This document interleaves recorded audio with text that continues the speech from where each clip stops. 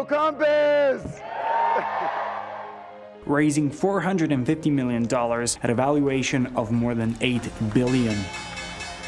Announced $370 million in new funding this morning. This brings the company's total capital raise to $1.5 billion. A jaw-dropping $6.4 billion in revenue. Compass went on a spending spree. Compass had made 19 acquisitions for approximately $500 to $550 million. The first sign of disaster? Massive back-to-back net losses. In 2021, Compass lost $500 million. In 2022, it lost $600 million. Investors starting now to question whether Compass is truly a tech company or more of a traditional real estate firm. One of the largest loss makers in the history of residential brokerage. Firm Compass announcing a round of job cuts to help lower costs. Compass has faced several intense legal battles, from the brink of collapse to a breathtaking comeback. And have now been free cash flow positive for 5 of the last 6 quarters. That our market share grew year over year, and that we had our second highest agent retention quarter in our history as a public company. From collapse to comeback, how Robert Reffkin turned Compass around. This video is brought to you by Houzeo, America's most advanced home buying and selling platform. Americans across the nation are saving on commissions with Houzeo.com. You can too. Check out Houzeo.com on the web or the Houzeo mobile app. Robert Reffkin and Compass are known for 2 things: raising cash by claiming Compass is a tech disruptor, and burning cash to grow its agent count. The industry has criticized Refkin, saying Compass has no road to profitability. It's just a traditional brokerage, not a tech disruptor. These allegations aren't without merit. Refkin raised a total of $1.6 billion according to Crunchbase, and he lost $600 million in just 1 year. But there's more to Compass than just that. Through sheer grit and strategy, Refkin has turned this loss-making machine into a real estate powerhouse, a tech-enabled brokerage that generated positive free cash flow in 5 out of 6 quarters. Are the critics wrong? And how has Refkin accomplished this incredible feat? Let's investigate. For an in-depth investigation of all things real estate, subscribe to Houzeo. Don't forget to like, share, and hit the bell icon.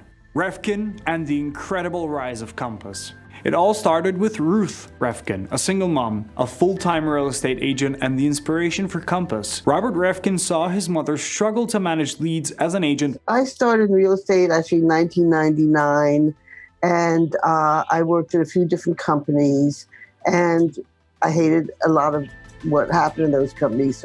She used 9 different third-party tools to manage her work. I know this firsthand. My mom's been an agent my entire life, and I saw her move from firm to firm, hoping she would get the value that she was paying, but she didn't feel like she was getting it. Reffkin believed the real estate industry needed much better tech, and Compass was his solution. Robert Reffkin was born in New York City in 1979. His upbringing in a single-family household molded him into an independent and ambitious man. In 2003, Reffkin earned a master's in business administration from the Columbia Business School. From 2005 to 2006, he worked in the Department of Treasury as a White House Fellow. In 2006, Refkin joined Goldman Sachs as an investment banker and rose to the position of vice president. His expertise? Mergers and acquisitions. During his stint at the White House, Refkin met Ori Allen, Compass's co-founder and chief strategist. They became fast friends and stayed in touch for 6 years through handwritten notes, exchanging ideas and ambitions. Allen is a tech genius and a serial entrepreneur. His doctoral research was the inspiration behind Orion, an innovative search engine. He later sold this engine to Google in 2006. Allen also founded Jolpan, a social data analytics company. Jolpan was acquired by Twitter in 2011.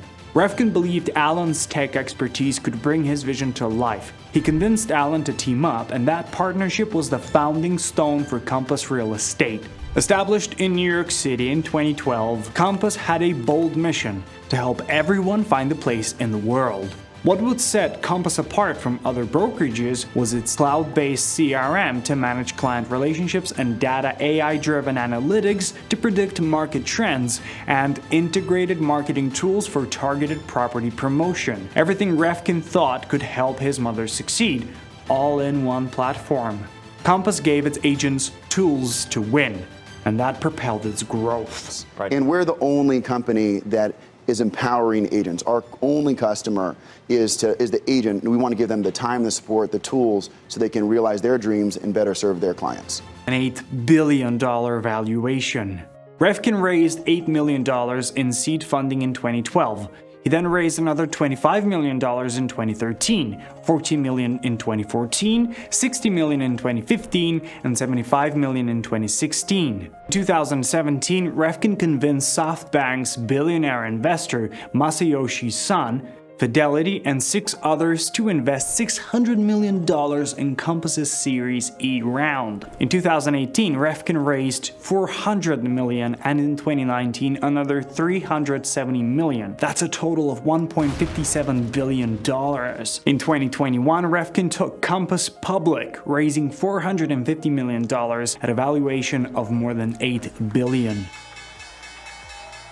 According to Mike Delpretti's analysis, Compass is one of the few real estate tech companies that has raised over $1 billion in equity and counts SoftBank as one of its investors. And you got a big push, we should say, from SoftBank as well, because they've been a big supporter of yours and backer of all this. Compass didn't just raise hundreds of millions, spent them in the pursuit of growth. In 2020, Compass had just 2,400 principal agents. In 2021, it expanded its network to around 11,000 agents. 2022 saw this number reaching about 13,000, and in 2023 it was 14,700, and in 2024 it was 14,600 agents. That we had our second highest agent retention quarter in our history as a public company. In its first year as a publicly traded company, Compass reported a jaw-dropping $6.4 billion in revenue. Backed by funding and confident with its initial success, Compass went on a spending spree. I call them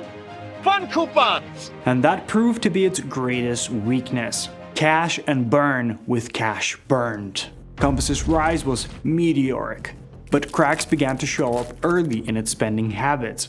As per the SEC filings in 2021, the company burned through $3 billion on agent commissions and transaction expenses. But how was that money spent? Most of it was spent on agent incentives, like signing bonuses ranging from $25,000 to $100,000. Compass Inc.'s stock and equity options adding up to $84 million. Generous commission splits and caps ranging from 9-10 to 95-5. That means the agents got to keep 90 to 95% of the commissions they brought in. Remember, traditional splits vary from 50-50 to 70-30, but Compass did not stop there. It spent $407 million in sales and marketing that year, and another $225 million in operations and support. By the end of 2021, Compass had made 19 acquisitions for approximately $500 to $550 million. That's a lot of money spent. But we have started an acquisition strategy You can't buy companies and you can't buy people. They have to want to be part of your vision. And they're coming here because they believe we can create the future of this industry. Just look at the cash data from Compass's balance sheets. From 2021 to 2024, Compass's cash reserves have been on a steady decline, from as high as $810 million in the bank in 2021 to having just $167 million left by 2023. Compass was burning through its funding at breakneck speed. However, the runaway spending hadn't gone unnoticed.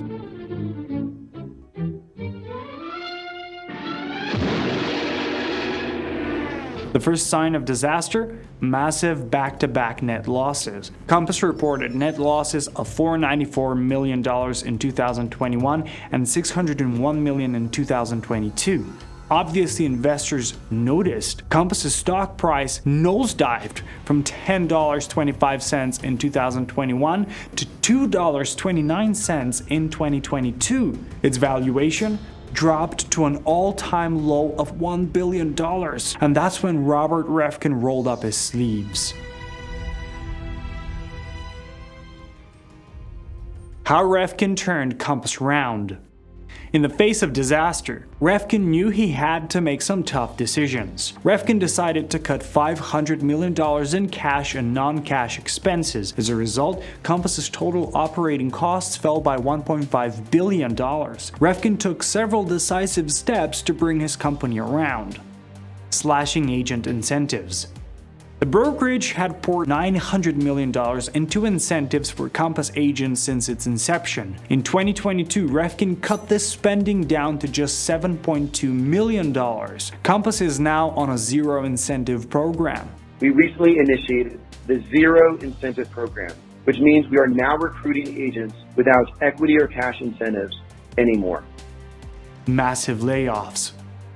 Compass laid off a staggering 40% of its workforce in 2022 and another 10% in 2023. That reduced its payroll costs and streamlined operations.